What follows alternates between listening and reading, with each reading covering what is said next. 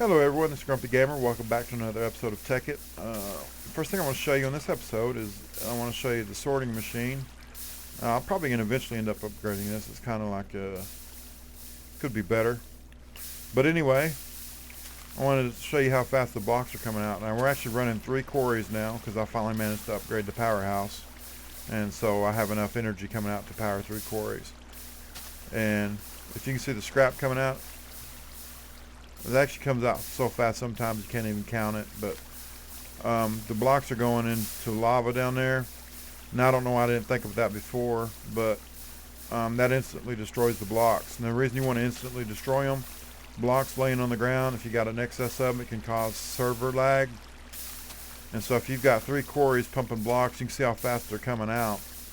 That's faster than you can mine them up yourself. I'd have hundreds of blocks down there before they even started despawning, and it would cause server lag. If you can see right now, the server is running a lot smoother. That's one thing we did to help the lag. Another thing is we removed a few world anchors. I explained in the last video what world anchor does. It keeps chunks loaded when you're not near them, so it keeps the machines running slow. I got like world anchors at the quarry, so the quarries are running even when I'm far away from them. If you don't have the world anchors, they'll chunks unload and the sorting machine won't receive anything. But anyway, let me show you the power room next. And hopefully this will be another good tutorial on how electricity works. It's really hard to find a good tutorial that explains everything in one video. People make videos, either they don't understand how they work or they forget to explain something to you or something like that. I've never found one good video that explains the entire thing. So basically the best thing to do is watch a whole bunch of videos, and hopefully every video you watch will teach you something new. That's my experience. Okay, first of all, I have 3 medium voltage solar arrays up there now. And so they're producing whatever 64 times 3 is of electricity during the daytime. Now I redid all this. First thing I want to show you is I have 2 energy links now. Okay, but first let's go down here and explain this. Now I have an mfsu. You can see it charging right here. During the day it charges, during the night it drains, so it's kind of like a 2 steps forward, 1 step backwards type of thing. But right now it only has 3 million units of electricity. I barely got enough electricity to keep it running. I really need another solar panel up there. It's not draining, but it's not charging. In other words, it produces excess during the day, but at night it gets sucked away again. So anyway, yeah, that's the mfsu. It puts out, the problem is it puts out 512 EU, and that's too much. You'll blow up your machine. So the first thing we go through is a high voltage transformer. It knocks it down. Then we go to a medium voltage transformer. It knocks it down again. So out of here, by the way, the first machine knocks it down to 256. This machine knocks it down to 128. And so we still got our macerator over here on this pipe, still running at 128 volts just like before. But I actually split the power off here. Over here it goes through a low voltage transformer, so anything that needs low voltage goes this way. And so the low voltage, it goes across here and it feeds the 2 compressors in the diamond machine. But over here I still have the battery box. I'm still limiting the power to this energy link.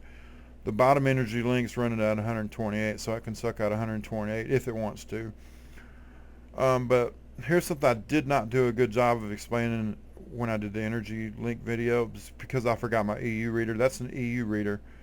Real easy to craft, but that's what you want to, it's basically like a voltmeter. It lets you read the energy going through a pipe. So now here's what I did not do a good job of explaining before. We have 3 quarries running right now. One of them's running off this one. 2 of them running off this one. First of all, let me explain why we had to create 2 energy links. Or why I did. I don't know, I'm not sure if we had to, but anyway, if I click a teleport pipe, it's set to frequency 4, and there's my name just like before. But if I click the bottom one, it's set to frequency 4, and the owner's Lady Star. Now what happens is, in order to get electricity from this pipe, it has to be at the same frequency, which is frequency 4, but it also has to be the same owner. That way, if you have multiple people on the same server, you don't have to worry about somebody else using up your frequency. Everybody's got their own set of frequencies. So we have 2 of them so that I can move a quarry and that she can move a quarry. If I move a quarry, it's going to be powered from here. If she moves the quarry, it'll be powered from there.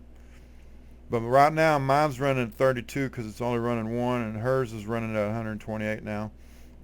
But here's the thing I wanted to show you. I failed to explain this before adequately. It's just because I didn't have the stuff to show you. But a quarry takes 22 EU per tick to run it at maximum efficiency.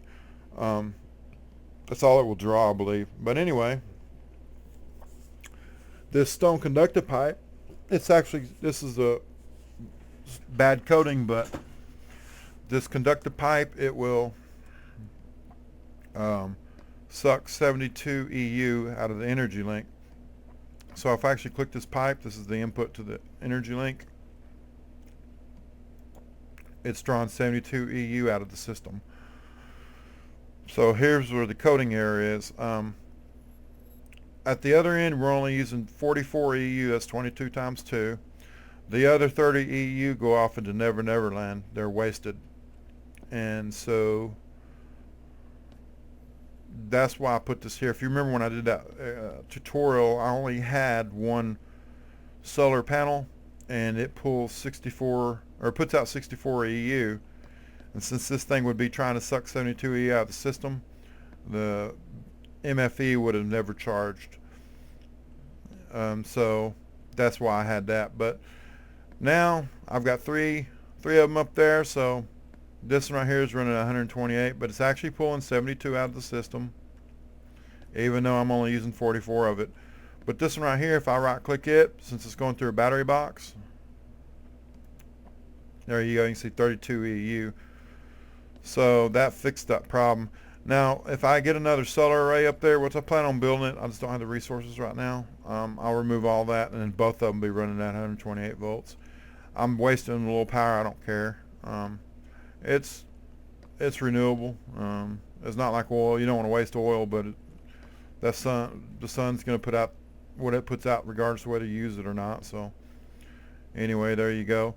Now here's something I've failed to explain on the diamond machine. I think some people might not have been impressed with it. There's tutorials out there that'll show you how to make these magic diamond machines that just pump out diamonds every 5 or 10 seconds. I don't need that. I got 3 quarries. I've got over 2 stacks of diamonds right now, nothing to do with them. I mean, I'll use them. I'm just saying right now, they're stacking up on me.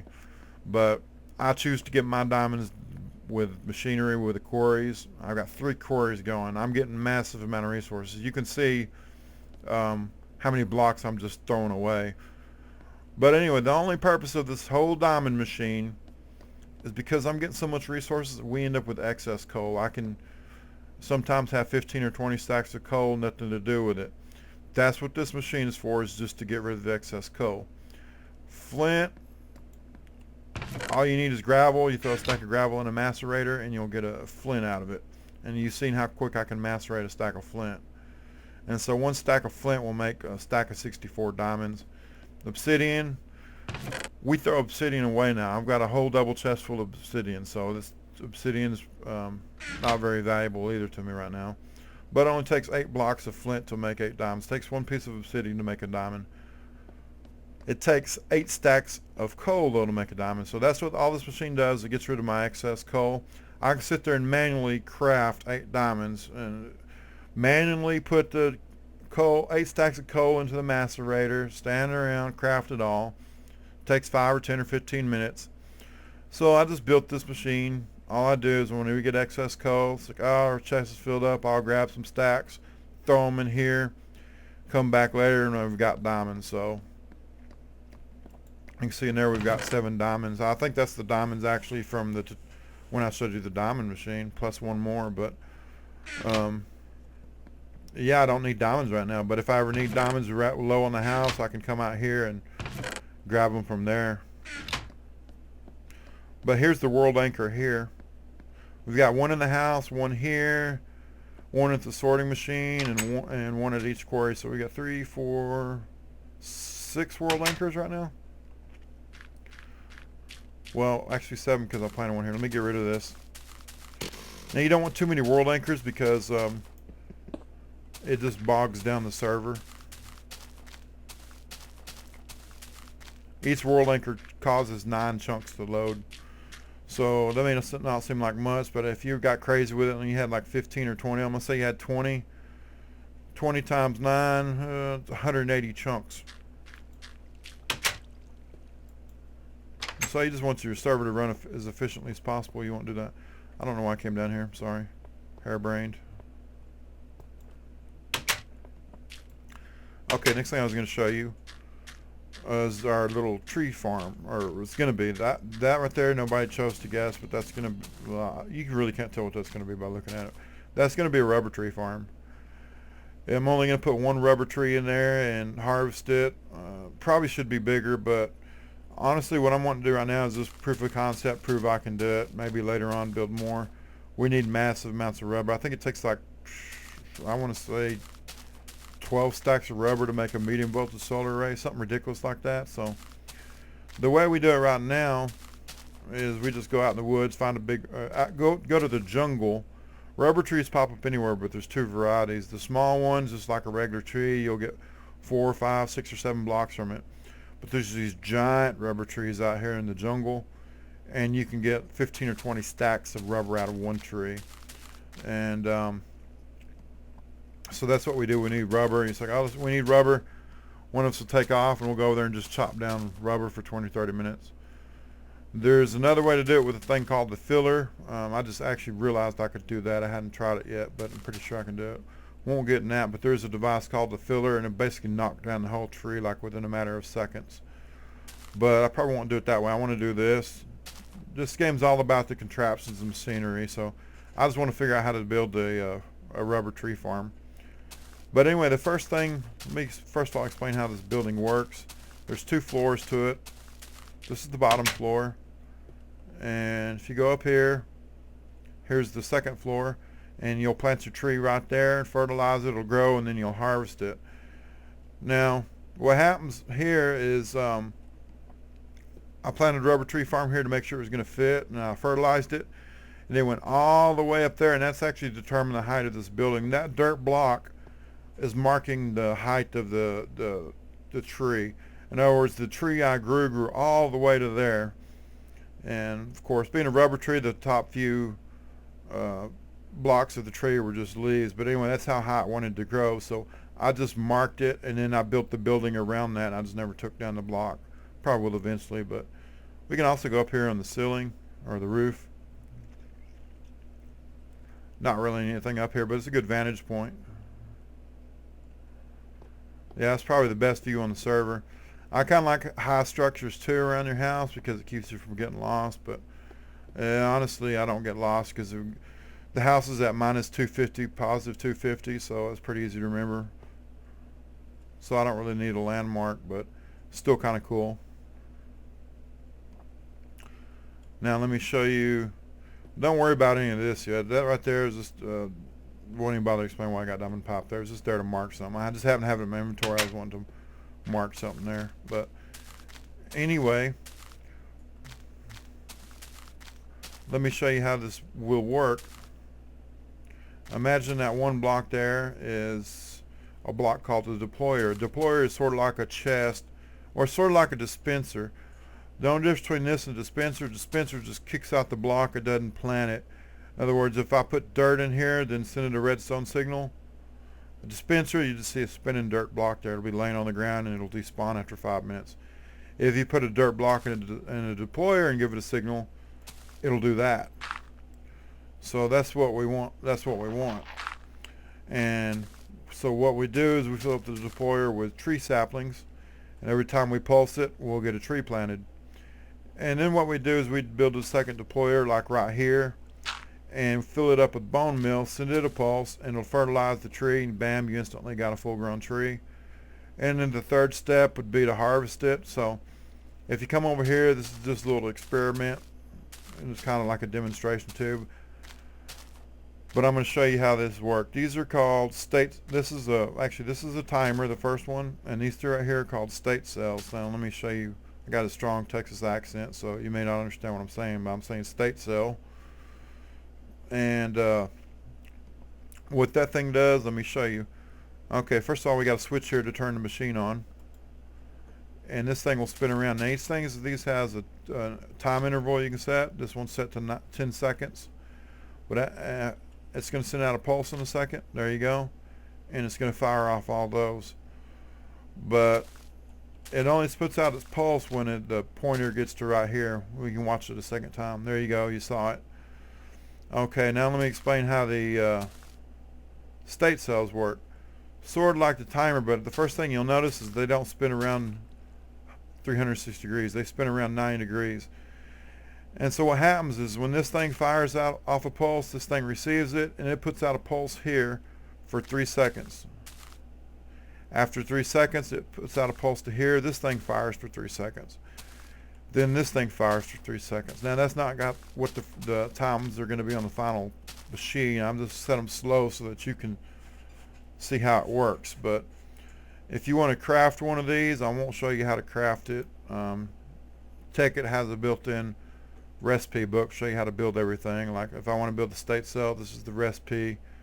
I need a stone wafer, stone anode, but if I want to know how to build any of this, I can just click like stone wafer and it'll show me the recipe. I need to smelt stone, and I'll get 2 stone wafers. So anyway, you make a state cell, and that's how you plant them. And the only adjustments for any of these is you can set the time, and that's it. So basically how this works is this will be the on-off switch from the machine. You actually saw a wire inside there. That wire runs inside the room in the house where we store all the ore. And you'll flip the switch on if you want to make rubber. If you don't want to make rubber, you'll turn it off. But when you flip that switch on, it activates the timer. And the timer sends pulses down here. So this is the way it works. When this state goes off, it'll plant the tree. When this state goes off, it'll fertilize the tree. When this state goes off, it'll harvest the tree. Now I may end up with 4 or 5 states. I just got 3 now. This is as far as I've gotten. I've just discovered these state cells by watching the video. So what I'm stuck on now, you got to figure it out, is how to harvest it. I think what I'm going to end up doing is block breakers. There used to be a mod in here made it real easy. It's called forestry, but it was removed from the game and it's not coming back. And so now you got to figure out a different way to do it. I've experimented with different things. I've never experimented with harvesting something in Tekkit before, so I've been trying to figure out what's going to work and what's not going to work. One of the first experiments I had was with something called the filler. The filler's not going to work. The problem is it takes that MJ electricity to run it. That's fine. That's not the problem. The problem is what you're going to want to do. It's called the filler. You tell it what to fill, and it'll fill that area. In other words, you place down some landmarks and create like a cube, and then you put some blocks inside the machine, and it'll fill that cube up with whatever you tell it to. But if you fill it up with just glass, it'll tell it to just fill all the blocks with there. So what I'll do is put a cube up in there, and when I power up the filler, it'll knock all the blocks down, they fall to the ground, and then an obsidian pipe down here will collect it. And so the problem with that setup is in order to reset the machine, what you have to do is manually take out one of the pieces of glass and put it back in. And I tried it with pumps. You can't do it with pumps. You have to do it manually. So a filler's not going to work for me. There's some ways to do it with EE. I don't want to use EE. To each his own. Some people like EE, some people don't. To me, it's just too much like creative mode. I like to feel like I earned my stuff. It might be an age thing. I'm 42. Some of these younger people, they don't care. They just like, they'll build a machine that'll pump out a diamond every 3 seconds with EE, and that's not me. That machine I've got down there, if I could figure out how to automate it better, I would, but I don't want something. The EE machine I saw, it like manually collects energy, like sort of like solar panels, and it converts it into diamonds, but it does like every 3 or 4 seconds. So basically what you could do is you could turn that machine off, go to sleep, and you get back online and you got a double chest full of diamonds, and it's like it just takes the fun out of the game for me. But to each his own. There's nothing wrong with the mod. It's like a lot of people like it. I think most people actually do. It's just not for me. I like to build the machines, and that's buildcraft, industrialcraft, and red power. And so that's the state machine. That's where I'm at. And the next thing I'm going to try to do, I got to experiment with it, but I'm going to see if I can do it with block breakers. There's a thing called a block breaker. It's similar to a deployer, but in reverse. A deployer will place a block down. It'll take us something out of inventory and then place it down. What a block breaker will do is it'll break whatever block's in front of it and it'll throw it out the back. So if you don't have anything on the back of it, it'll spit it out. But you could put a pipe there, and then the pipe will suck it up. So that's what I'm thinking about doing. All I need to do is destroy the wood blocks, and I'm going to let the leaves despawn. I'm going to have to experiment with the timings. I want the machine to be as fast as possible, but I need to make sure I get a sapling because I want the machine to be as self-sufficient as possible. I mean, if it's not producing the rubber saplings, then the machine's not going to work. I'm not going to go out there and hunt rubber saplings. So the machine's going to have to probably go slow enough to get rubber saplings. Now, I don't know what the time is, but if you knock down the rubber tree, just the wood, it probably takes 3 or 4, maybe 5 minutes for everything to despawn. But honestly, I only need one sapling just to replant the tree I just knocked down. So I'll just play with it. If I start getting excess saplings stored up, I'll turn down the time a little bit. So basically what it'll do is once it plants the tree and once it knocks the tree down, there'll be a delay where it just collect the saplings, and I'm going to give it enough time to collect at least one sapling, and then it's going to cycle the machine, replant, and all that kind of stuff. But that's as far as we got there. Now you would think, let me show you first of all here.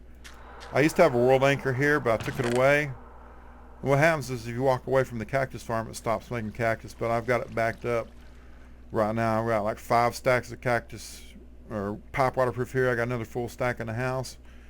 And honestly, I'm not even using not even gonna use the oil and the water anymore. It's just too much of a hassle. So I really don't need that anymore. But that's why I built it small in the first place, because you really don't need that much pipe waterproof. Just those 8 cactus. It took it a couple days, but it made all that.